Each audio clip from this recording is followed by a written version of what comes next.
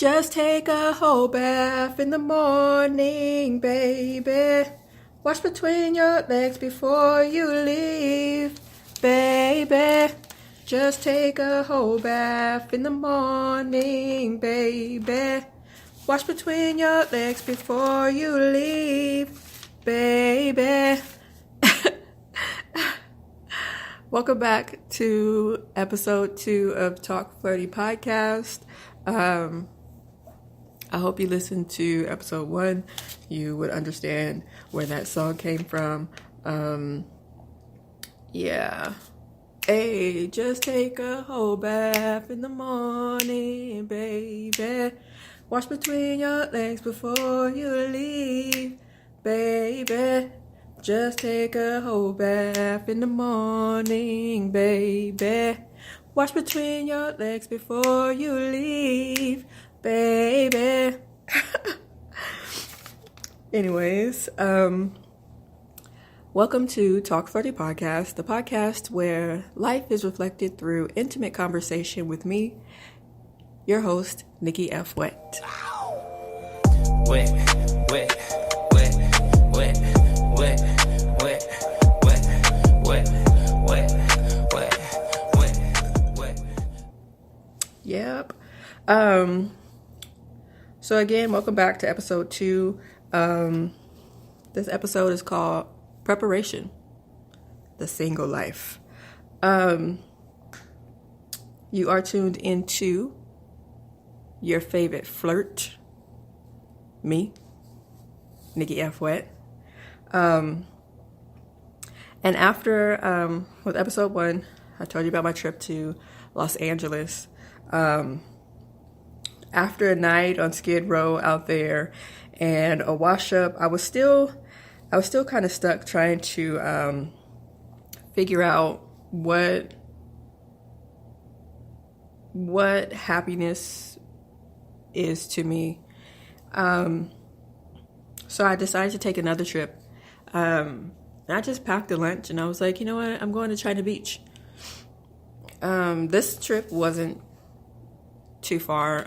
China Beach is in San Francisco, and San Francisco is maybe about a 2.5 hour drive from Sacramento. Maybe like 2.5 hours from my location to the beach I was going to. And really with these trips, I was just trying to figure out where do I want to put myself. I'm going to be relocating from Sacramento. Where am I going? Am I going to the Bay Area? Am I going to Southern California? And honestly, both those places are hella fucking expensive, and I don't even know why they were on my radar. But I was moving the hell somewhere else, and those were options. And this trip was simple. It was a small trip. I was just going, honestly, I just wanted to have lunch on the beach, and I figured I'd have to do it in San Francisco. So I was just going to enjoy the day, relax a little, zen out, and then head home for the evening. Again, it was only about a little over 2 hours, and I enjoy driving. I like the adventure of driving, of a road trip, time passing and the scenery changing. And one thing, as I was driving, I got a little bit bored, and I started to eat the lunch I packed. So I'm just munching away like, damn, I'm gonna have to stop somewhere. I gotta stop somewhere and get some more food so my plan can be complete.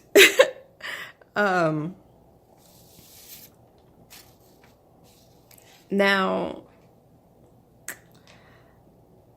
because I needed something to eat while I was on the beach, I was, you know, I don't know where I was going to stop. I just stopped at a gas station. But while I was driving, I noticed a sign, and it says Hove, like HOV. And the first thing that popped in my head, I was like, I know this is not, I was like, is this correct? I was like, this is the Hove lane that Nicki Minaj was talking about. And I was thinking to myself, no, she wasn't talking about no carpool lane. When she says, I'm in the Hove lane, all this damn time, I thought she was talking about she was following the footsteps of Jay-Z, of J. Hove. I thought she was saying, I'm in the Hove lane, like, I'm making moves, like I'm about to build this empire. I came from here to now I'm here, and I'm about to have all this money, and I have all these riches, and I've established myself as a pioneer in the rap game. That was my interpretation from that lyric. But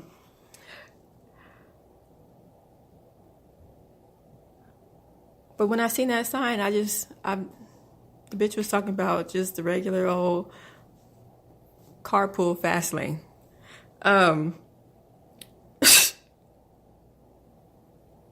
But anyways, that was just something funny that happened on the trip, because I could have swore I read too much into that lyric.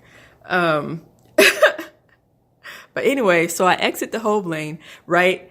And I get off the fucking freeway, and I had to go re-up on some snacks. So, I just stopped at this little gas station convenience store, and there aren't really, like, you don't have much of a selection when you go to a fucking corner gas station for something to eat. And I ended up just getting like some chips and dip, some cheese sticks. I hella like cheese, but that's the end of cheese because I'm vegan now. And I got a tuna sandwich, like those, those triangle packs of sandwiches that just have fucking, I don't know. Anyways, it was a tuna sandwich. And I'm maybe only about 15 minutes or so from the beach at this point. So I gassed up a little bit too. And then I finished driving the rest of the way to the beach. I finally get there and set up my little beach umbrella, which it was not even like, it was maybe 70 degrees in San Francisco and hella fucking windy. So I really had to like rig this umbrella to prop it up so that I can get some shade and it not blow the hell away. The water was cold. The water was cold as hell. I just put my little feet in a little bit and I was like, ooh, that's enough. Let me go see what this tuna sandwich working with.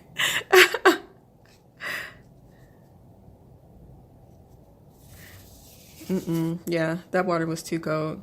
I just had to go back to my little makeshift oasis and unpack my convenience store lunch. And as I was eating the sandwich, I started to think about like my childhood, and I'm no stranger to, the struggles growing up in the hood and stuff like that. And I started to reflect on that which are considered struggle sandwiches I would have to say the number one struggle sandwich for me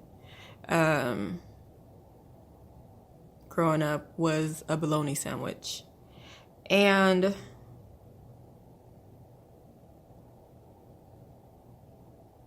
it's just meat. It's just meat and bread. Maybe mayonnaise or maybe some mustard. Rarely would you combine mayonnaise and mustard on a bologna sandwich. Like, it's kind of like it's one or the other. And if it's just mustard, then yeah, y'all kind of hurting right now. So yeah, bologna sandwich.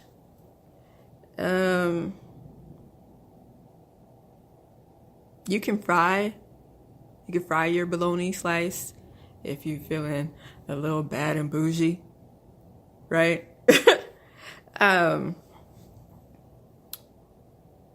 But mostly what I would do, I would just take the bologna, slap it between two slices of white bread, press the bread so it's nice and flat, because you really don't want to choke, because you probably ain't got no Kool-Aid and you don't want to pour a glass of water.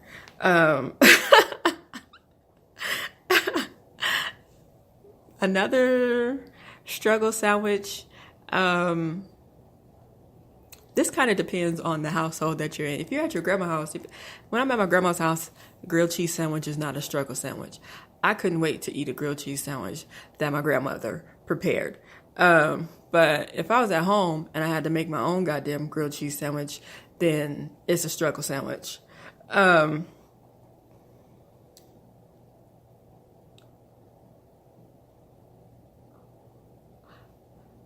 But honestly, I would say if I had to choose between like an expensive bistro or expensive restaurant grilled cheese sandwich, or a struggle sandwich with government cheese, I'm going with the government cheese. I don't know what it is, but it's just something about that cheese as a grilled cheese sandwich that is just, I don't know. Maybe they should throw that in one of these bistro restaurants or something. Tuna sandwich definitely is a struggle sandwich.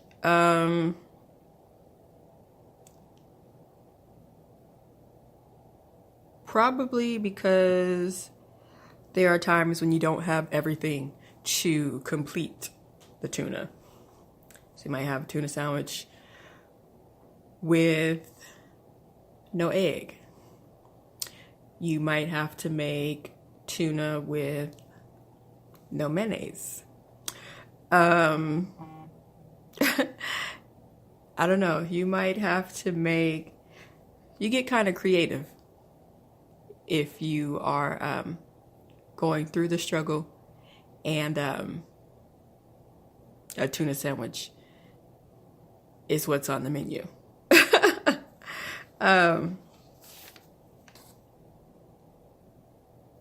Tuna sandwich with mustard only, that shit is dry as fuck.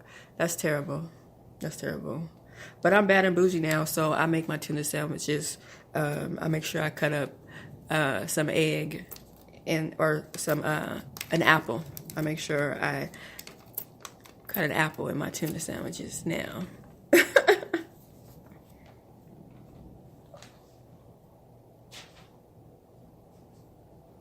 Let me see here. What else is a struggle sandwich? You know what? Cotto salami. I don't even know why my mom bought that sandwich me. My mama had 4 kids.